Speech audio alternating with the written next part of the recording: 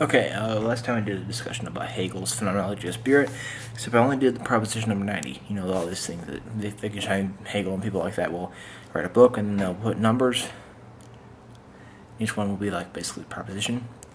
I'm going to call these propositions, whether they're called that or not. Last night I did number 90. Today I'm doing number 91. Just going to discuss it.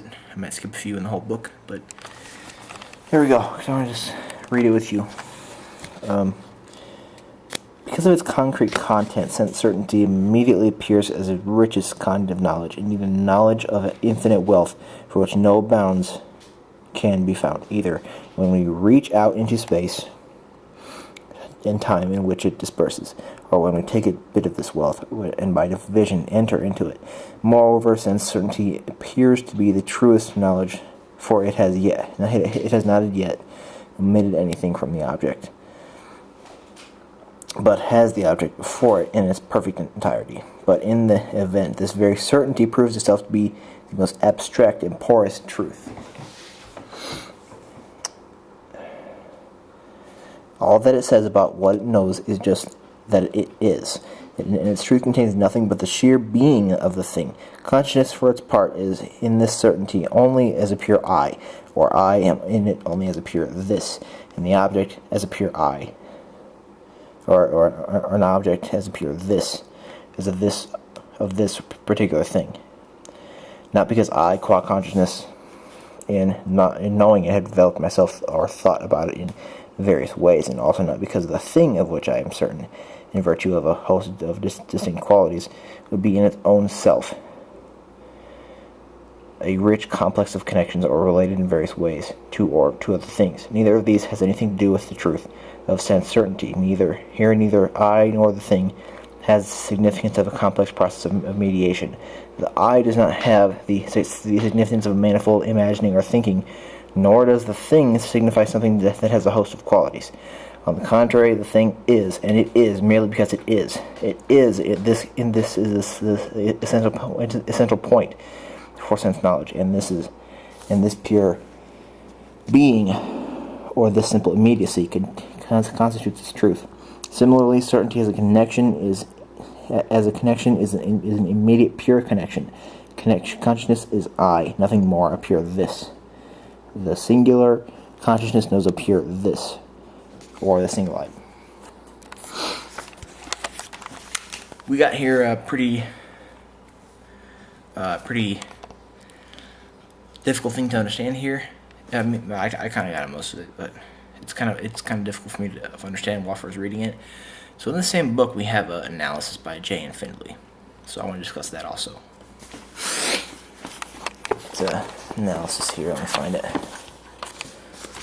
It has an analysis of every proposition.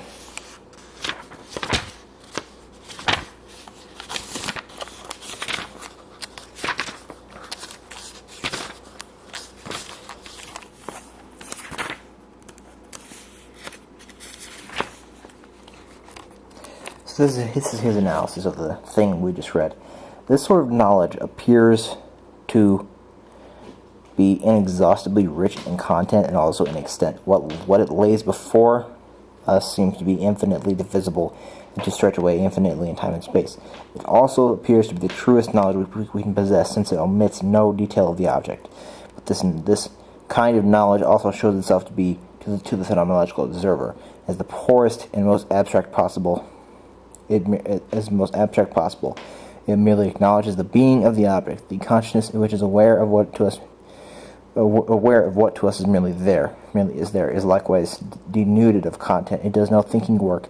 It concerns nothing with nothing. It simply registers. It is just I, this consciousness confronting this immediate content. So what we're discussing here is sense certainty, which what we have, this is a truth, an obvious truth that we know of. This truth, it's called sense certainty, obviously, because it's an objective truth. It is looking at things objectively. Because as we talked about in the 90th proposition, Hegel thinks that when one takes something in, we should not really take it in. We shouldn't really register it. I mean, it should only immediately register as it immediately appears. We should not comprehend it. We should not try to understand it. We should take it as it is in that immediate second it appears to us. So, this is basically discussing the truth of this, the characteristic of this truth, sense certainty. So basically, neither of these has anything to do with the truth of sense certainty. Here, neither I nor the thing has significance of the complex process of mediation. The I does not have the significance of manifold imagining or thinking, nor does the thing signify something that has a host of qualities. On the contrary, the thing is, and it is merely because it is. It is the essential point for sense knowledge, and this pure being, or the simple immediacy, constitutes its truth. Similarly, certainty as a connection is an immediate pure connection. Consciousness of I, nothing more, a pure this, the singular consciousness knows a pure this, or the single item. What I'm also getting here that Finlay didn't talk about in his analysis is I'm getting that we have a unbiased visual field, as A.J. Ayer would call this camera, everything. He would call it a visual field. It would be called a visual field because he had a phenomenalist idea of epistemology, but and I don't think about that really, but as of now, but I want to think about this as a visual field because he's talking about Finlay does not mention this in his analysis, but he mentions cat, get down. Ouch. Anyway, what was I going to say? The cat's scratching me, seriously. Mostly what is... Finlay doesn't talk about this, but it's mostly... he's talking about the I of consciousness, or, I mean, the I in this. He talks about the consciousness as an I, a subject. Other things of the people as appear this.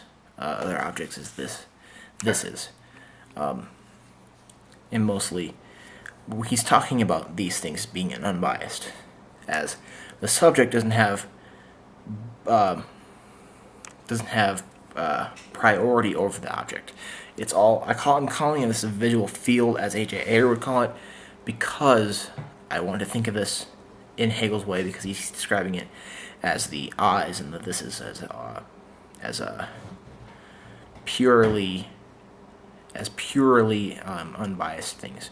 And if you call this a visual field, we're not talking about a central solipsistic idea of a consciousness that's viewing everything. A solipsist would view the consciousness as this, which is the center of everything, and everything comes into the consciousness from here. It's the center of everything. This is not the way Hegel is talking about this. Now I'm expanding beyond what Finlay is talking about in his analysis. What Finlay talks about is the characteristics of sense certainty that Hegel talks about, because we're talking about sense certainty because we're talking about the objective sense certainty, talking about being certain that this is what I'm seeing. I'm looking at a camera. I'm talking to this gadget here.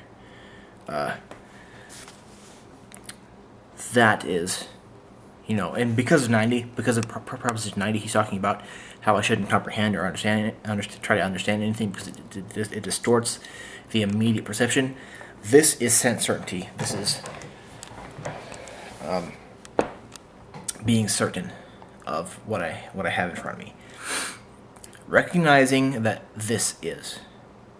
Recognizing existence and not pure phenomena or something like that, I mean, it seems like he's even going beyond a Husserlian phenomenological idea, because what Husserl is like he's talking about, he looks at things, he says to the things themselves, but he's talking about things in a non-scientific, non-ontological, well, I'm trying to think if I should use the word ontic or ontological, but what Husserl is doing, he's thinking about phenomena as things themselves, but not looking at them as factual existences. There we go. That's what he actually says in the ideas when he talks about the parenthesizing. I have videos of those in the Phenomenology playlist.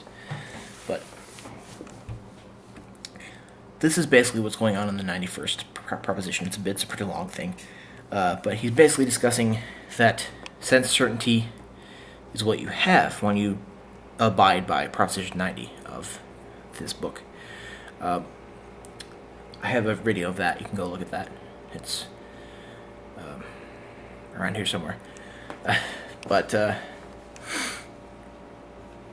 And then also what Finley doesn't talk about in his analysis that we're looking at when we have sense certainty is that this is in the eyes of consciousness as an object should not be biased between each other. There's no egoist, solipsist, central consciousness. It's not the way it is to him. Now, what I am thinking about this is that I really like the idea of having a visual field. Well, Hegel doesn't say visual field, but I'm saying that because I like the way Ayer talks about it in his essay Phenomenalism. But Hegel talks about this as a bunch of unbiased things, which in a way, it could, you could end up thinking you could end up being an animist. I would think, and possibly not, but I don't know. But I like the idea of looking at all this because, in truth, I don't know what's a subject. I know I'm a subject, but I know that my family, my sister, she's a subject. I know people who are subjects.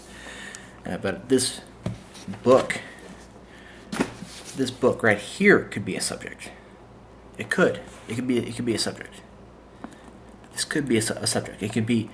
I mean, as what I'm viewing it right now, it's an inanimate object. Some things to think about. But anyway, I'll do 90. I might skip 92. I don't know, but I'll continue with this book.